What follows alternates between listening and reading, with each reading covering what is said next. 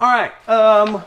Word up, people. I know it's been 7 years since I've been here making a video, and of course that's an exaggeration, but it's been a while. It's been a long while since I've edited any of these. So both of you viewers who are watching all of these in order to report me to the powers that be, welcome back. Sorry for the delay.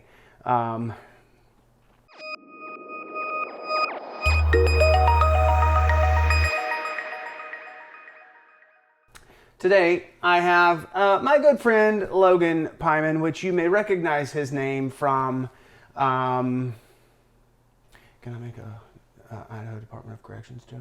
Yes.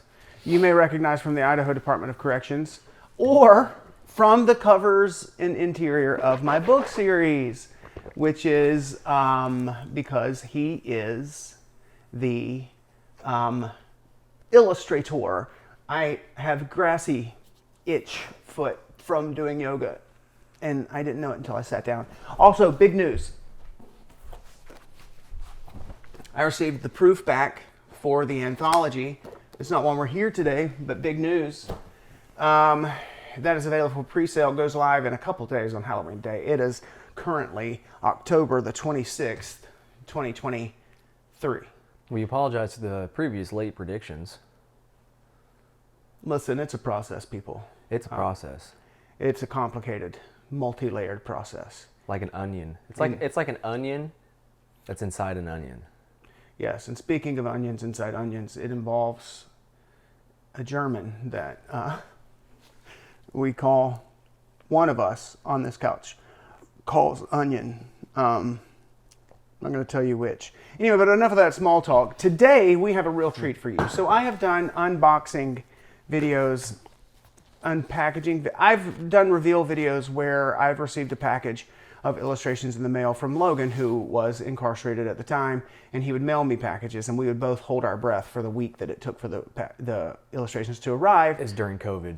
Oh, gosh. And we didn't lose a single one, so... We didn't. Thank you. But the last few months or so of his time at summer camp, we decided that he would not mail anything, that he would actually hand deliver them. And he's been here for a week and a half or so. And we wanted to do the first reveal where he shows me some of the illustrations that he has for book 4 people, and share that reveal moment with you. So that is what we're going to do today. And that's exciting. And again, like I said, we just did yoga, and I keep finding itchy spots. Look at that. Because I was in the grass. Should wear yoga pants.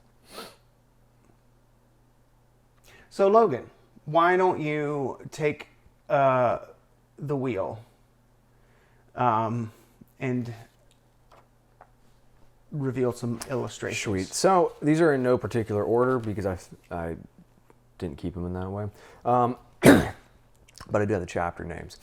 This is towards the beginning of book 4. I believe it's going to be called The Gathering Grim. The Gathering Grim. Indeed. It's a working title that... Instead of Congealing Darkness. So, this is during the festivities of, I believe, with Fenn's Village, where they throw the different types of herbs into the fire. I love the... I'm assuming the framing of this is fire-inspired. More smoke, but yeah. Okay. But it's like I try to do a fluid combination of the two. Do you know what this herb is? I looked up lavender, and it was difficult to get. I don't think it looks exactly like lavender. It looks more like barley. But they threw a collection of herbs, if I recall. Yeah, it looks like it could be a version of lavender or barley. So do you have comments on this? Anything? I really enjoy this piece. I think it's going to fit on the page well. One of the main reasons why is because the border composition, not just what's in the image, although it's very well detailed, and the gradient of shading really attracts the eye, creates a lot of contrast, which is nice, but the actual form that is the border, I think, is very attractive personally. I like those fluid forms and fluid shapes. Excellent. This excellent. is, I had this, and this is made it from an Idaho facility, and then all the way to Georgia.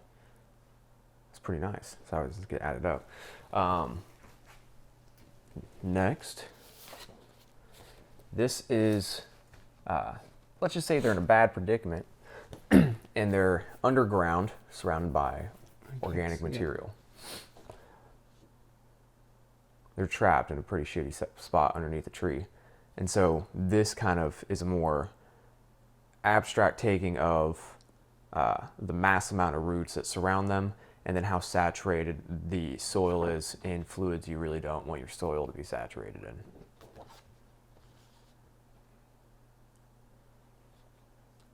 I like this one a lot, especially fucking with the border concept, because I try to keep the style similar throughout the whole book series. And a lot of that style comes from how I use the borders and the way they wave and shade off of each other, and just playing with that concept and making it further and further. This is kind of an example of that, me playing with that and how far I can go with it. Yeah, so this feels a bit different, the border in particular, from your typical style, because the typical style, the image inside the border tends to kind of blur into the border at some point, whereas this border is more of a mask that reveals what's behind it, like a cutout window. It's very clean, which is, I believe, a fairly different approach. Well, from the similarity is how I took that border, that wave, and it blends in more because the wave that occurs here is so much similar to the rest of the border. So yeah, I agree with you there. I like the way. very cool. Those roots are Oh, that was tedious. Yeah, tedious as what? flibber flabbing. Very. That's awesome. I love that texture. Those roots. Thank you. Don't catch these ones on fire. Right. Never. It's a risk, apparently. It was Chuck. It was Chuck. This is prior to showing up in the underground shitty spot, and this is a representation of the tree that basically lures them into that negative situation. Yeah, and obviously we're not telling you the details from the story because you're gonna have to wait. As the illustrator, I've had to read these books. First 3 books, I think I've read 3 times. A lot of the anthology things I've read a few times because of changing details and so on. And as an illustrator, or just as an artist in general, I don't want to have to do work off of material that would bore me. And so I'm appreciative of the fact that this writing is of such quality and substance that I've read it 3 times as part of my job to accomplish this, but it's not unsatisfying in that reading. And that's nice. That's really nice, because some literature you read it once and you're like, I shouldn't even finished it.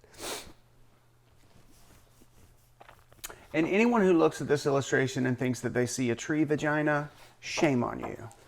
You see the skull concept as well?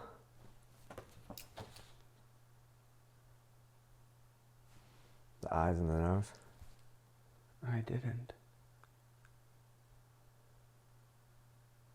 Trippy drippy. Trippy drippy, hella drip, dog. So here, during this situation, we have somebody who is of great importance, and he happens to have a knife and some rope, and he's using both of them in this illustration. Look at that rope. I don't know what enchanted rope looks like, but I think this is it. I try to get a texture on the blade too, because this is a different place entirely. This isn't Earth. This isn't a different planet that would be comparable to Earth in that sense. It is in a different realm. And so there's going to be different aspects of the way their clothes look, those minute details, the way their tools are shaped. And so I try to have a nice texture on this knife that you may recognize with steel, but I try to add those different variables in there So it doesn't just look like you went down to Sportsman's and picked it up.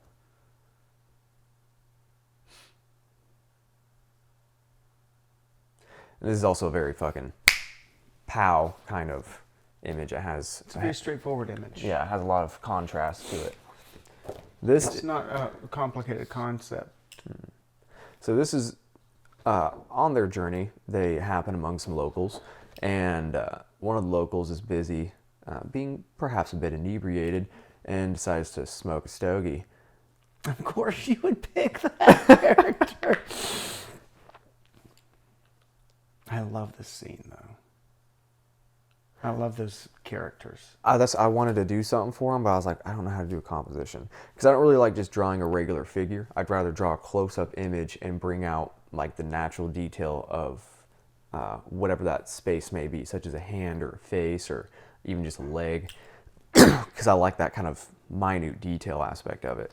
But developing a whole form can be cool, but it's kind of difficult to not just do a portrait type of composition with that. And so I try to alleviate from that because that seems boring. I want each illustration to bring you into a perspective that's actually not if somebody stopped for a photograph, but in the actual realm. So, have you ever done a portrait of a character who wasn't one of the main characters before? Because I know you've done Elliot, and Cora, and Roland, Ari Marta, Pedora, Gray. But have you ever done an actual face for a character who wasn't a main character before?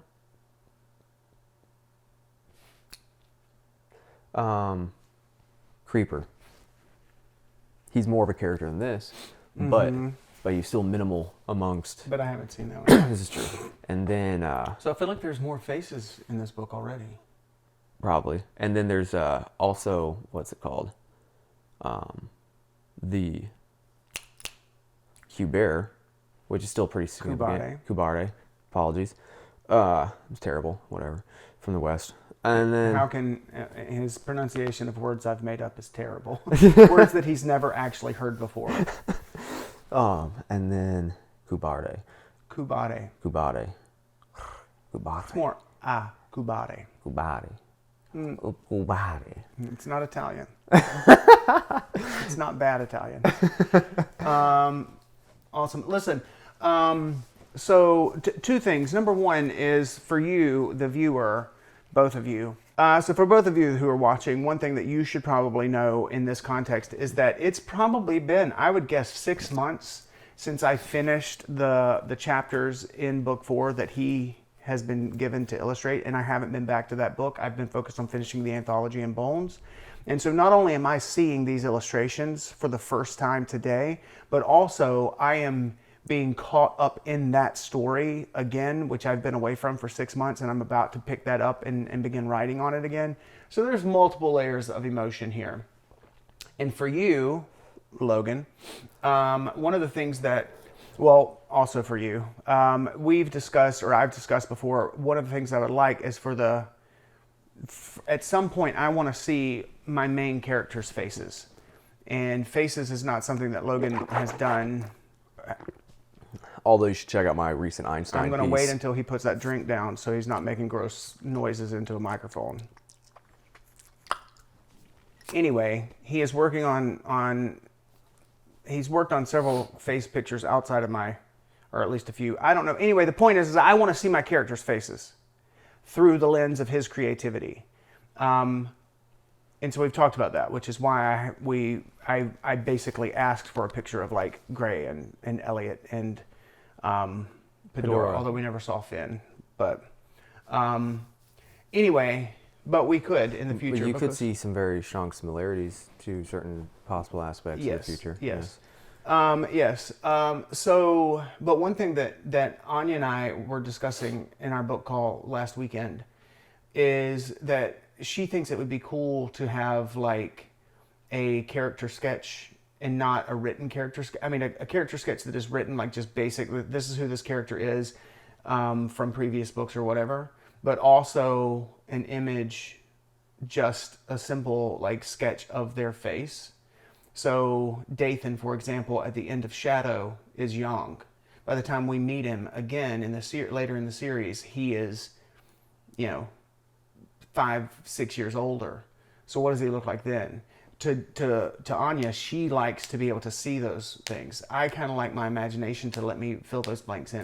But that would be something that the three of us would collaborate, or really you and I would discuss and decide if that's something we wanted to do. She thinks it would be cool as part of the formatting to include those in the end matter. But I can dig the concept, and I would do them in a different style.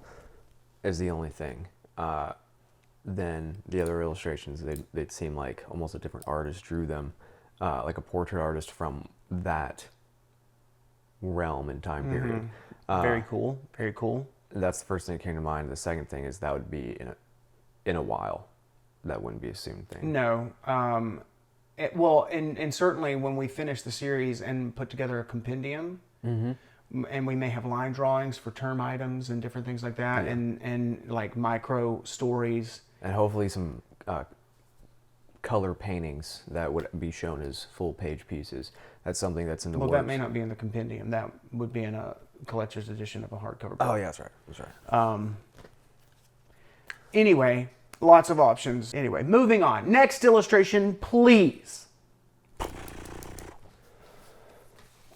This here, Gray, during festivities, acquires a crown of feathers. And there's a diversity of feathers. If you've ever drawn peacock feathers to stand out against other feathers in a headdress with graphite, I pity you, because it was terrible. But it came out, and I'm happy about the way it came out. I think the composition is super smooth. It's very appealing and nice, and it has an elegance to it that... All right. Would it be possible to redraw this one? But more peacock feathers. Yes. And I want them to stand out more from the other feathers in the background.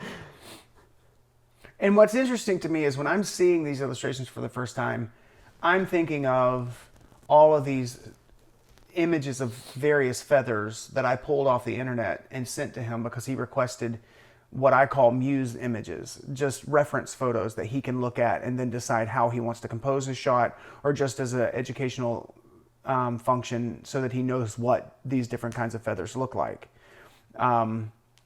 which is very cool. To then see where some of those things, traces of those elements, make it into the illustration or don't make it into the illustration at all.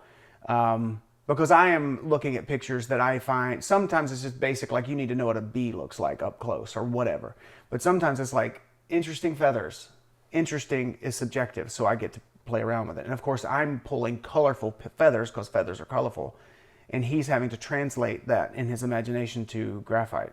Another thing with the images is you could say, like, interesting feathers, and I could take a certain way. And although it is my creative representation of his creation, it's nice to see a vibe that he is feeling. Such as when it comes to architecture of certain villages, it's like, okay, well, are we talking more like some New Mexico style housing that's all stacked up, or like some super together stuff like it's in France, or are we talking like Morocco? You know, there's a different vibe that occurs with different architecture, and just being able to catch his drift, I can make a better image that way. Yeah, and it was interesting when I went to Germany that Anya said she wanted to take me to a village in the city where she grew up, because there are aspects when she's reading the books that when she's reading the description, she sees those villages. And she took me, and I was like, holy cow, this is it. Like, it was very close to what I saw in my imagination as well. So I took a shit ton of reference photos while I was there, just of the way streets are cobbled, or stone degrades over time. Stack on top of each other. Buildings stack on top of each other. Vines are growing. I mean, I need to organize those for you.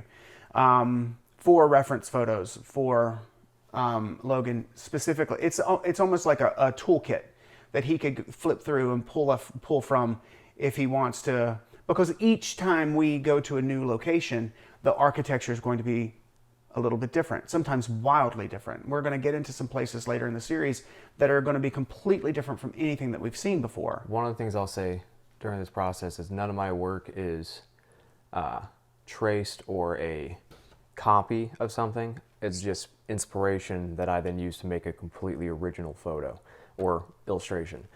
That's about it. So these two right here, because I'm an overachiever, I did 2 options.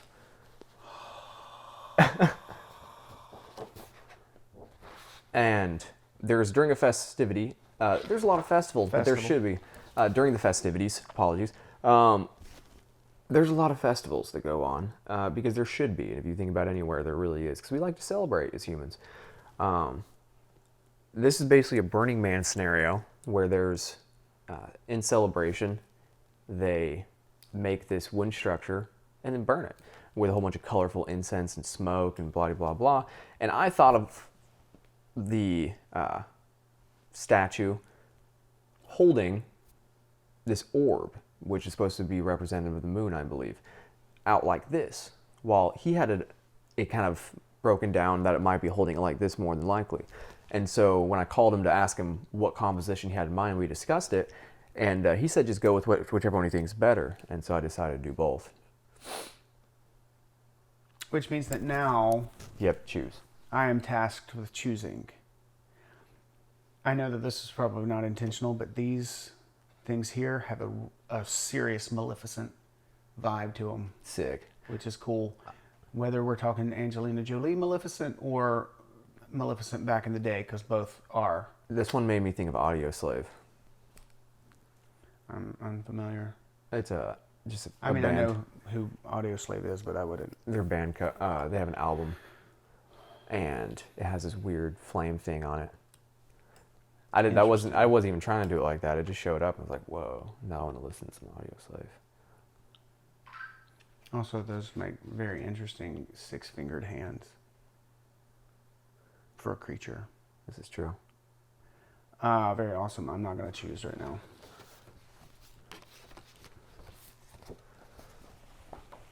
How many more do you have? 4. That was 8. Oh, so that's all we're seeing today. Mm-hmm. Word. So that's it. That is it, people. And we're out of time anyway. Way to keep it under the deadline. Thank you for coming. We're very appreciative. So, would you have something positive to say to both of our viewers? Don't be a dick. Okay, there's because it's easy to not be a dick. Right.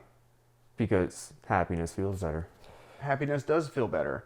And if your happiness comes at the expense of another person, maybe you need to grow up. Or be sterilized. Not terminated, just sterilized. Yes. No need to pass on them genes. That's true. That's actually a good point. I'm going to call the president. What? Anyway, peace out. Girl Scout. Take care of yourselves. Find time to rest. Find time to create. Find time to stretch your wings and dig your roots. Whatever metaphor you want to, whatever. Cliches are cliche for a reason. Don't run with scissors. Unless you're holding them by the blade. Yeah, and even then, don't run if there's a Eugene in the room. All right. Adios. Oh, look, there's a Eugene in the room. He's literally... Spoop, spoop.